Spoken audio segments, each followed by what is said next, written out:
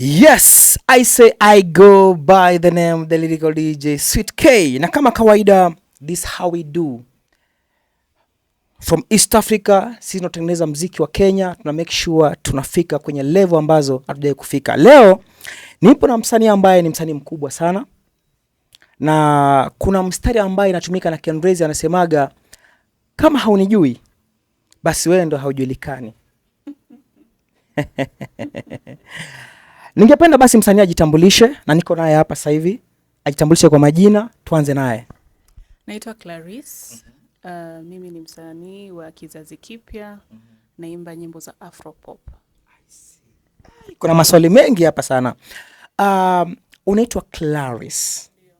Mbona Clarice? Clarice ni jina langu la kuzaliwa.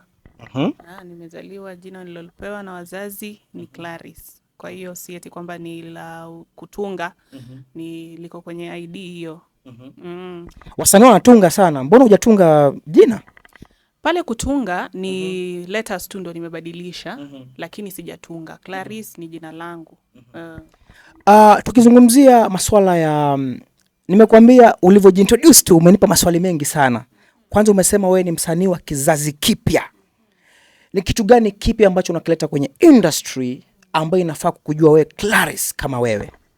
Kitu ambacho naleta kwenye industry ni kwamba ukisikiza nyimbo zangu zinakuwa ni nyimbo ambazo zinahadithia hali halisi ya kimaisha, yani real life experiences. Kwa hiyo mtu anaposikiza nyimbo zangu anaweza kurelate kwa sababu asilimia kubwa ya nyimbo zangu zinatokana na real life experiences. Kwa hiyo mtu anaposikiza anasema kama watu wengi wamerelate na ile song na mimi pia nimepitia kitu kama hicho, hiyo inamaanisha kwamba basi mimi pia napitia tu kitu ambacho watu wengine wanapitia, si eti kwamba niko peke yangu kwa matatizo yangu. Kwa swali langu nimekuuliza hivyo kwa nini? Kwa sababu wajua vijana wasikizo wanasemaga mimi usini advice. Ukiwa unazungumza na vijana ambao ni majenzi sasa hivi. Wewe jenzi kwa? Wapendi advice. Sasa kwenye muziki wako kama una advice watu, je, unadhani wanakusikiza? Advice unapopeana, interpretations zinakuwa ni tofauti. Kuna mtu ambaye ataichukulia vizuri, kuna mtu ambaye hataichukulia vizuri. Wewe unapopeana advice inakuwa ni uamuzi wa yule mtu jinsi ambavyo ataichukulia, iwapo atautumia ama hatautumia. Sasa hapo una control. That's very nice. Ukizungumzia control ya muziki, msanii ni mtu ambaye kama sasa hivi tuko na setup ya studio hapa. Msanii ni mtu ambaye anaingia studio peke yake ama na manager wake, kama vile umeona umekuja na manager wako. Hebu kwanza mpatie shout. Shout out my manager who's also my young bro, Manpato. Yes. So nadhani wewe na Manpato mnatembea sana sehemu tofauti, sehemu nyingi sana.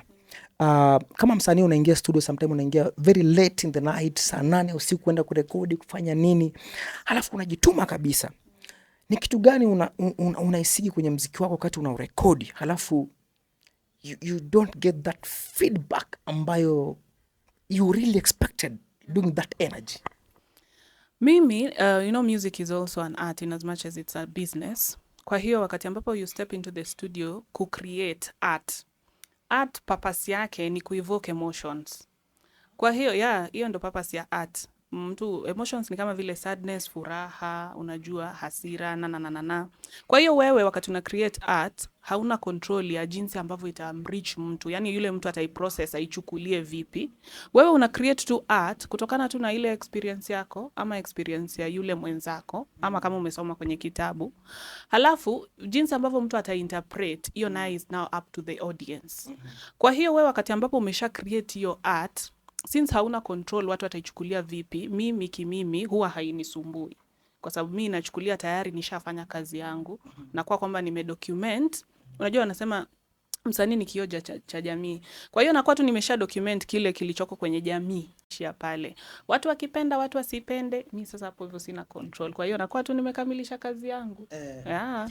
Umezungumzia kuhusiana na kusoma kitu kwenye kitabu. Usanii ni kama kile kioo cha jamii ambacho kitu umesoma kwenye kitabu. What inspires you? Ni vitu ambavyo umesoma kwenye kitabu, real life experience, ama ni kitu gani kinafanya wewe unatoa muziki wako haswa kwenye studio? Inspiration inatokana na vitu mbalimbali. Inaweza kuwa experience yako, ya mwenzako, kitu ambacho umesoma, yani matukio ya hapa na Nataka kujua most of your music now personally. Unajua mimi napenda kuongea kwenye personal level tukiwa kwenye interview. So now nataka uniambie experience yako wewe. Sababu nikiongea na waseme Jua Kali, BN, Chris Brown, ataniambia level zake zenye amepitia. Kila mtu ana njia tofauti. Sasa wewe yako ukiwa studio ni gani? yangu. Asilimia kubwa ya nyimbo zangu zinatokana na personal experiences zangu. Hiyo itakuwa ni hivyo.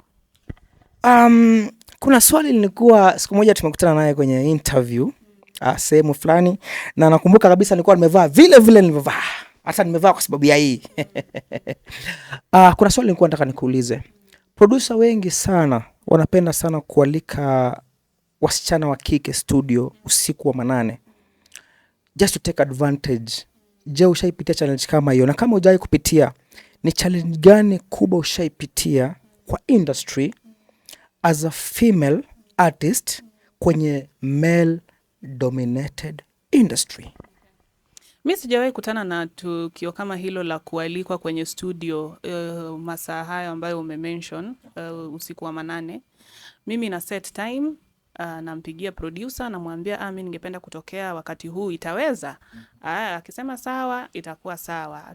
Tukijaribu kureschedule inakuwa pia sawa. Lakini mimi hata sijawahi kutokea studio usiku. Mi daima huwa nafanya kazi mchana. Kwa principled? Yeah, not principled. Mi hivyo ndo vile nimepanga, kwa sababu yule pale mi kwake ni mteja. Kwa hiyo mimi naona ni vizuri uheshimu kazi. Na iwapo unataka kunipangia masaa ambayo mimi mwenyewe ni questionable, sitachukulia tu kwamba wewe uheshimu kazi, na nitafute mtu ambaye anaheshimu kazi yake. Asante. Hiyo ya nini? Ya challenge kubwa ya mwanamuziki wa kike. Naweza kusema mara nyingi watu wengi wanachukulia wasanii wa kike kana kwamba they are not serious with their art. Ni kitu ambacho nimeshakipitia. Unaona kwamba mtu achukulii kazi yako as serious as naweza kusema msanii wa kiume, kwa sababu unajua mara nyingi jamii inachukulia kwamba waume ndo wanapambania riziki. Kwa hiyo naweza kusema kwamba hiyo kutoheshimika sana jinsi ambavyo inafaa ndio challenge kubwa ambayo nimeshapokea kama mwanamuziki wa kike. Okay. Tukizungumzia hapo kwenye sanaa ya female dominated industry, ni msanii gani ambaye anakuinspire sana kwenye game? Naweza kusema Sanaipei Tande. Wow. Sanaipei Tande. Wow.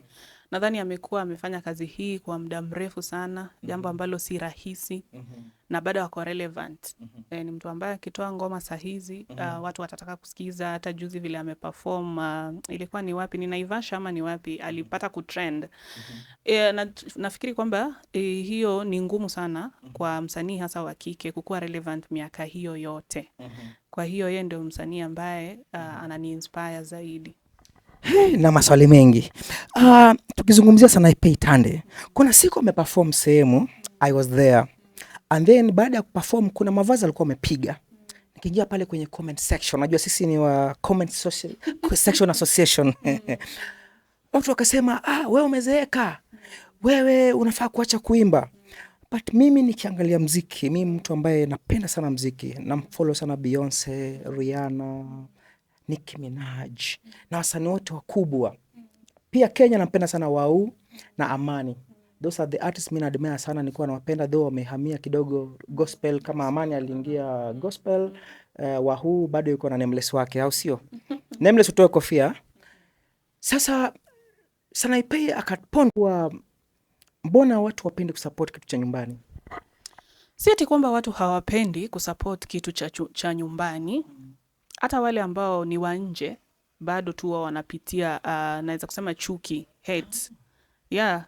Hate mimi naona kwamba ni kitu ambacho kinakata cross, si Kenya peke yake. Hata kwa wale wasanii wa nje kuna wale ambao wanapitia vitu kama hivyo ambavyo umesema ati mtu anapotimia umri fulani watu wanaanza kuhisi kana kwamba anafaa kuwa retire. Nadhani ni kitu tu kipo kila pahali, si Kenya peke yake. Na tukizungumzia kwamba mtu anapotimia umri fulani mtu anafaa kuretire. Nadhani tu ni maoni tu ya mtu yeye anavyoichukulia, ila nadhani yani umri wowote unaotimiza, kama una kipaji bado unastahili kukitumia. Kwa hiyo hakuna umri, there's no limit to, as in your talent has no limit. Ati ukishafikia umri fulani sasa you need to stop working ama you need to stop using your talent. So let not the hate dictate how you get to use your talent. Yeah. Clarice ameanza sanaa lini na kwa nini? Clarice ameanza, naweza kusema sanaa ni kitu ambacho nimefanya kwa muda, ila wimbo wangu wa kwanza nilotoa, the first record nilio release ilikuwa ni in 2022. Na purpose yangu ya kufanya music ama create art ni kwamba ningependa kuconnect na audience, kwa sababu tayari nyimbo ambazo naimba ni nyimbo ambazo zinasimulia hali halisi za kimaisha. Kwa hiyo the purpose of hizo records ni kuconnect na the audience, kwa sababu unapata tunapitia changamoto nyingi, na kwa sasa hasa ulimwengu wa sasa unapata watu wengi hatuna hizo resources za kushare matatizo yetu, kwa sababu ya jinsi kila mtu anafanya shughuli zake kivyake. Unajua hapo hivyo nyuma watu walikuwa naishi kwenye boma. Kwa hiyo mtu alipokuwa anapitia shida fulani ilikuwa rahisi kuelezea ama kuona kwamba huyu anakipitia. Lakini saa hizi unapata tuko in isolation kwa nyumba zetu, kazi zetu. Kwa hiyo mimi purpose yangu ya kutunga nyimbo ni ili watu waweze kurelate na ile art yangu. Endapo anapitia shida fulani ataona kama watu wengi, tuseme kwa mfano kama heartbreak, kama unaipitia heartbreak, kutokana na wimbo wangu heartbreak, ukiona kwamba watu wengi wamerelate, utaona kwamba hauko peke yako in that struggle. Kwa hiyo the purpose of my art is to connect with the audience and to share that they are not in isolation with their problems. If you're going through a certain problem, you are not in isolation. It's a common problem that others are going through. You can rise above it. Yeah. Personally ushaipitia heartbreak? Ndiyo, nishawahi. Na wewe je? Mimi sitaki maswali kwako. Yeah, mimi nishapitia, personally nishaipitia na ni maisha ya kawaida. Nataka kujua kama ushaipitia heartbreak, especially ya mapenzi. Yes. Yeah, ndio ilikuwaje? Kwa wimbo wangu wa Pieces. Yeah. Hebu wapatie kapela. Pieces. I had seen forever with you. Ooh, a picture that shining all over you. Your touches and kisses made me feel brand new. Oh baby, you had me wrapped up all over you.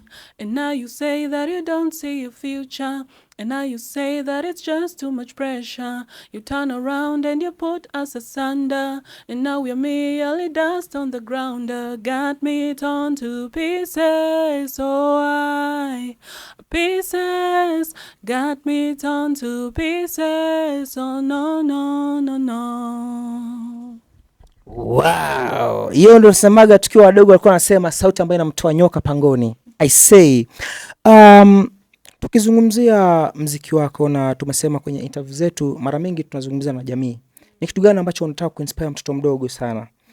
Ni kitu gani ambacho unataka kuinspire watu ambao wanakufuata kwenye mziki? Kwa mfano kwa maisha tunapita na tunaondokea. Lakini kuna mtu atakuja kuchukua kiti chako. Kwa hiyo kiti ya Queen Clarice, sasa nikupatie jina Queen Clarice. Wakati unaondoka kwa hicho kiti, unataka kumwacha nini ambaye unamwacha kwa hicho kiti? Mimi mwanzo sichukulii mambo ya queen ama princess ama nini. Nimekupatia mimi. Naelewa kwamba mara nyingi stakeholders wa muziki huwa wanaweka king somebody, queen somebody. Lakini mimi stepping out to do music ni kwamba nachukulia kwamba ni kipaji ambacho Mungu alinipatia. Na mwishowe ataniuliza, Clarice, nilikupatia kipaji, ulikifanyia nini? Kwa hiyo, mimi kitu ambacho naweza kusema na inspire nacho mtu ni kwamba unapokuwa na kipaji, unapaswa kukitumia. Kwa sababu in the end, you'll give an account ya kwamba ulipewa kipaji fulani na ulikitumia vipi. Kwa hiyo tu ni kutoa, like let's say kuchallenge watu ya kwamba usiogope kutumia kipaji chako, despite the challenges that, unajua challenges ni nyingi sana. Kwa hiyo tu it's just an inspiration ya kwamba kama unataka kuwa dancer, kama unataka kuwa mwanamuziki, kama unataka kuwa an athlete, usiangalie challenges, wewe just step into it, God will do the rest. Nilikuwa nataka nikuulize, je, muziki unalipa? Lakini unavyojibu maswali tayari unajibu maswali mengi sana kabla niaulize. Kitu gani sana kikubwa kinakupatia challenge kwenye industry ya muziki especially ya Kenya? Kwa sababu tukiangalia muziki wa Kenya sana ndio unavuka boda, lakini we consume so much more than we export. Nadhani hii swali nauliza wasanii wengi sana, sio wewe wa kwanza. Ni kitu gani wewe kama Clarice, kwa sababu napenda sauti yako, napenda muziki wako, napenda unavyojibrand, napenda unavyojipresent. Ni kitu gani sasa, kwa sababu sioni kama kuna kitu tunakosa Kenya. Ni kitu gani tunafaa kufanya? Nadhani Kenya kitu ambacho kinakosekana ni kushirikiana. Na kwa sababu So unamaanisha too much haters? Not haters, naweza kusema wale wadau, the stakeholders within the business, kwa sababu usiogope, waambie tu kabisa. Kama ni wabaya ni wabaya. Hivi nasema, sisemi kwamba ni wabaya. Nasema kwamba kushirikiana, watu wengi wanaamini sana kujifanyia vitu, yani kujifanyia vitu. Mimi naweza kutoa mfano mzuri na West Africa. Kuna West Africans ambao nimesha come into contact na hao, and the way these people move, these people believe in doing things as a community, yani ya kwamba wewe unapopata mi pia, si eti kwamba wewe ukipata mi nitakosa. Sisi wote tuko pamoja. Wanasema kwamba, nakumbuka Nigeria fulani akiniambia, if we travel together as brothers we'll go far, but if you travel alone you can just go fast but you won't go far. Yeah. Kwa hiyo mimi naweza kutoa changamoto kwa Wakenya wenzangu. Hapa hivi Kenya kuna kila kitu. Kuna talent, kuna bidii, kuna kujituma, kuna kila kitu. Hakuna kitu ambacho naweza kusema watu wa nje wameshindia wa Kenya. Like, of course, kitu ambacho watu wa nje wanafanya that sisi hatufanyi ni kushirikiana. Ni hiyo tu, kwa sababu ukiangalia hata Afrobeats, how did Afrobeats go international? Because the Nigerians were listening to it a lot in London. That's how Afrobeats went international. And waliweza kufika London kutokana na kushirikiana, kushikana mkono. Yani yule ambaye ametangulia, kuna wale ambao wanawashika na wavuta. Yani inasemekana kwamba a hand up is better than a hand out, you know. Kwa hiyo tukifuata hiyo policy ya hand up, hand up, hand up, hand up, tuinuane, tutafika mbali. Sioni kitu kitatuzuia kufika mbali. Wanasemaga ukitaka kwenda mbali, nenda peke yako.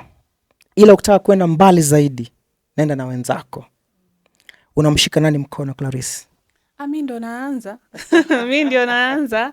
Lakini hapa nilipo kuna baadhi ya wasanii ambao pia tuko nao pia the same level. Wagani? Na tunashirikiana kama kuna Miss Shiwan. Kuna Miss Shiwan.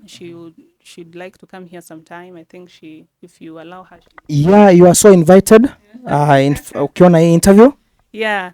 Kuna Miss Shiwan. So like ni mtu ambaye tunapanga naye vitu. Kama tuseme ako na an opportunity ananiambia, nikiwa na opportunity namwambia hivyo. Yeah. Ni kitu gani ungependa kubadilisha kwa industry ya Kenya kama wewe? Napenda personal opinion. Tumesema hapa kila kitu ni personal. Hiyo tu kushirikiana. Watu waache kuogopa ya kwamba kama umemsaidia mwenzako sasa atakuzidi. Kwa sababu haimaanishi kwamba if you light my candle yako itazima. Yeah. Nimekuona uko na confidence sana, lakini kuna kitu lazima mtu akuwe na fear kama binadamu. Ni kitu gani unaogopa sana kwenye maisha? Wachana muziki. Mimi my biggest fear. Hiyo nyuma pumua hiyo. My biggest fear inakuanga ni kuzeeka. Kuzeeka does not mean living longer. I think all of us want to live long. I just think all of us don't want to age. Because I fear getting to an age in my life where siwezi kujisaidia and I have to rely on other people to do it. Yeah, that's my fear. So if I know for a fact that by the age of 81 nitaanza kupata hayo matatizo, I'd rather go at 80. Yeah, so that's my fear. Tunafanya hii interview kwenye kipindi kigumu sana. Kenya tunapitia kipindi kigumu. Kwanza RIP, nimesikia kuna shule ambayo watoto wamekufa karibu 16 na wengi sana wameumia. Nataka uongee jambo moja kwa wazazi ambao wamepoteza watoto, kitu ambacho tunapitia Kenya kama Wakenya. Inshallah, sema tu jambo moja kwenye jamii kama wewe, Clarice. Mimi ningependa kutuma risala zangu za rambirambi kwa ndugu jamaa, marafiki, wazazi wa wale wanafunzi ambao tumepoteza pale Utumishi Girls. Ni jambo la kusikitisha sana. Kila mtu anasema kwamba ni jambo ambalo tungeweza kulizuia, lakini singependa kusema mengi, ila naomba kwamba Mungu awa console kwa yale machungu ambayo wanapitia. Yeah. Asante sana. Leo tumekuwa na msanii ambaye kwangu mimi nasemaga I don't know any upcoming artist. I know uprising artist. This is one of the best artists ambaye nikutana naye na kazi zake nimezipitia, ni kazi nzuri sana. Go to the YouTube channel, mfuate pale Instagram, mfuate popote pale. Nataka kitu moja tu awaambie, na aeke na red pen na capital letters. Instagram, YouTube, Facebook, Twitter, ama ni X, siku hizi sio Twitter, ni X. Wakupate wapi? YouTube, Clarice Music, QLARYCE Music. Spell it again. QLARYCE Music. Hiyo ni YouTube. Alafu Facebook ni Clarice, QLARYCE. Instagram ni Clarice Official, QLARYCE Official. TikTok Clarice Official, QLARYCE Official. Alafu Twitter ni Clarice, QLARYCE.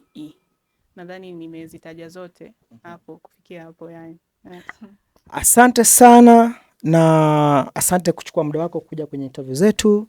Najua umeacha mambo mengi sana kukuja kuweza kufanya na sisi interview. Tukutane kwenye digital productions za media zote za Kenya, na pia tukutane kwenye YouTube channel yangu kama DJ Sweet K, na wewe na manager wako inshallah kwenye safari ya muziki, na tunawapenda sana. Thank you so much for having us. This was unexpected, but I've had a great time. Yes. Goodbye.